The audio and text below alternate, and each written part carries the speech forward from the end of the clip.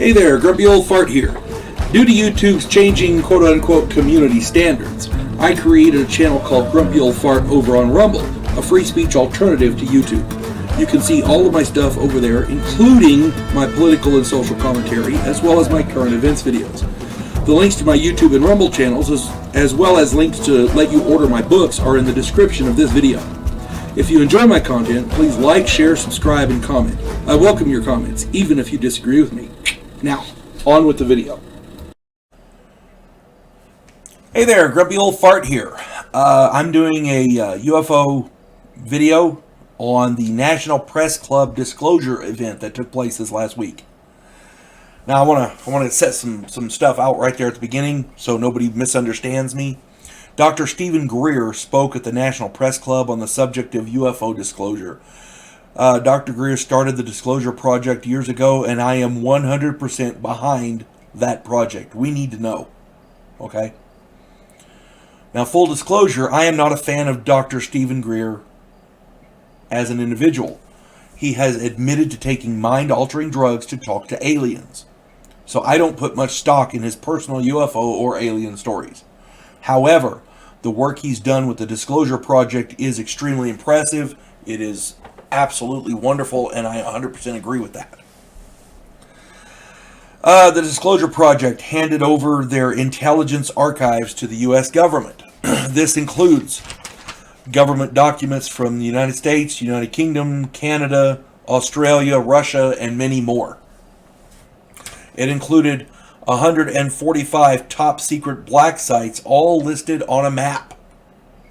These black sites are created with illegal money, and the projects are being run outside of the purview and outside of congressional oversight. So they're technically illegal. The archives included 752 and counting, 752 plus whistleblowers and witnesses from military, corporate, and government sources. It included files and witness testimony and some video with supporting documents and information, which led to the compilation of the top secret black site map. So this wasn't just a map somebody threw darts at and said, oh, there's a base there. They actually had information saying this is where the bases are, from people who had been there or knew about them. It also had, get this, 121 UFO crash retrieval cases. 121 UFO crash retrieval cases. And I absolutely believe those are probably true. I mean, I give them a lot of credence. There have been too many reports of UFO crashes, and the government shows up, and the military, whatever, shows up and gets them. Too many of them to be discarded out of hand. Now, some documents included names of witnesses, and a number of documents included unnamed deep throat style witnesses. So there are people who are still afraid to come out and talk openly about this. They're willing to give information, they just want to do it anonymously. And I can completely understand that. The government, U.S. government, has a lot of power to hurt people and affect their lives, make them disappear, that kind of thing. You know. Stephen Greer made it clear that these black sites and bases are home to projects funded by illegal means. They are outside the normal government channels. Congress is unaware of them. An extremely secret organization has been running these projects without congressional oversight since the 1950s. That is just freaking scary. That's our money they're using. If you're spending my money on something, I want to know about it. That makes those projects our business. Other than the fact that they're the U.S. government, which makes it our business. Dr. Greer made it clear that at these black sites, they possess extraterrestrial vehicles and extraterrestrial biological entities. These craft and beings or bodies are being studied, which is what you expect them to do. If they've got them and they're not studying them, yeah, there's something wrong. But again, it's got to be with congressional oversight, and it's got to be above board. I'd kind of like to know about it, you know. Dr. Greer made a number of clear and reasonable recommendations. These include, hang on, wet the old whistle before I get started on this. Okay, here we go. Here's his recommendations. That the White House or executive branch investigate all UFO and UAP projects based on disclosure intelligence, UFO archive, and other actionable intelligence. Presidential executive order to immediately stand down all targeting and attacks on ETVs, extraterrestrial vehicles. He wants an executive order requiring all military intelligence contractors and other agencies of USG to disclose to Congress and the White House all information, material technologies, and locations of UFO and UAPs and their related assets. If not complied with within 6 months, offending parties will be prosecuted and tried for treason against the United States. And it seems a little harsh, but I'm all for that. I'm all for that. He wants an executive order to require the State Department and Pentagon to coordinate a global diplomatic and peaceful response to extraterrestrial civilizations. That makes sense. He wants an executive order requiring the immediate release of all U.S. Patent Office patents, which have been seized under the corrupt use of national security provisions. And that makes sense. If you invent something, it should be yours.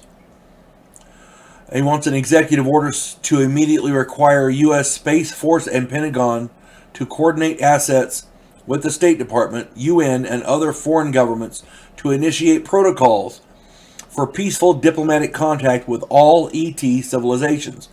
Amen. Let's be friends with them, you know.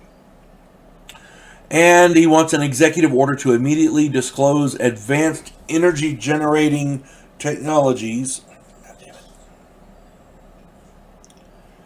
such as zero-point quantum vacuum, plasma generators, etc., for peaceful use.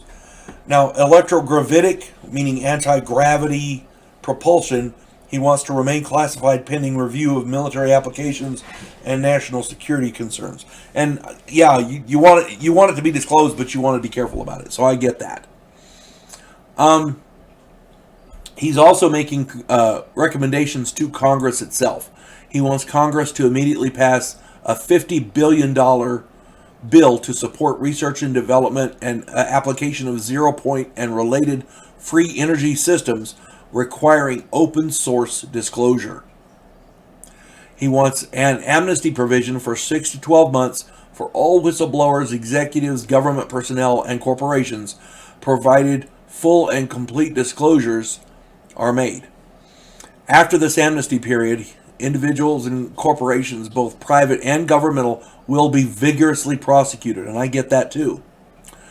He wants full disclosure. He wants Congress to convene open hearings with whistleblowers and evidence. I'm all for that.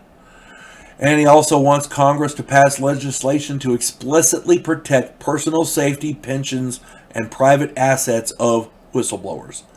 And that's awesome. I'm absolutely good with that. He wants to use Space Force essentially to contact ET biological entities, which makes sense. We have Space Force. Let's use it. He also wants to use the advanced technology to end world hunger and create world peace.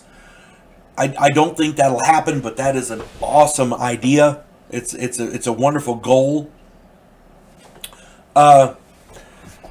The Disclosure Project personnel also claim that crimes have been brought forth and alleged by some of these whistleblowers.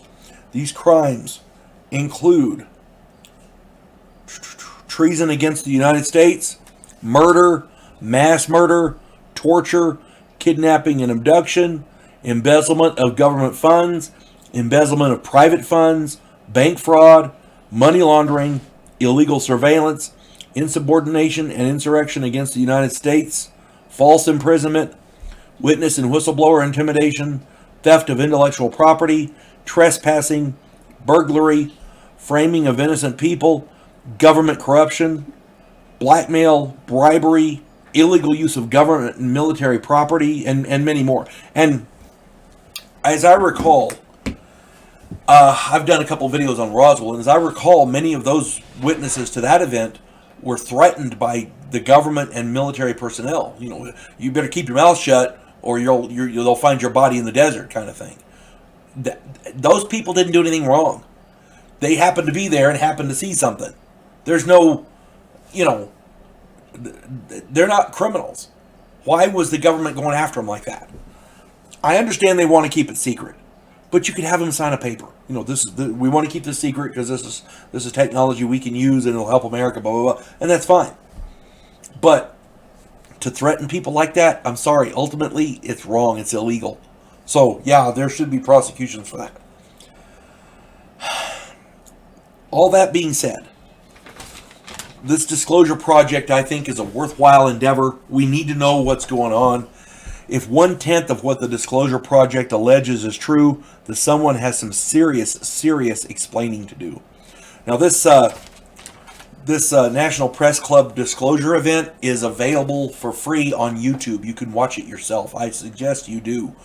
There's a lot of good information in there. There's a lot of really good witnesses. It's a very interesting event. Check it out for yourself. And if you've got comments, I'd love to read them. I hope this finds everybody well. You folks have a good day now. God bless one and all. We elect cookie-cutter politicians every single election cycle. Yes men who maintain the status quo and do just enough to make us believe the system still works. Imagine, if you will, a president who actually tries to fix things. If you like action, political intrigue, and a righteous crusade, check out my political thriller, The Righteous President.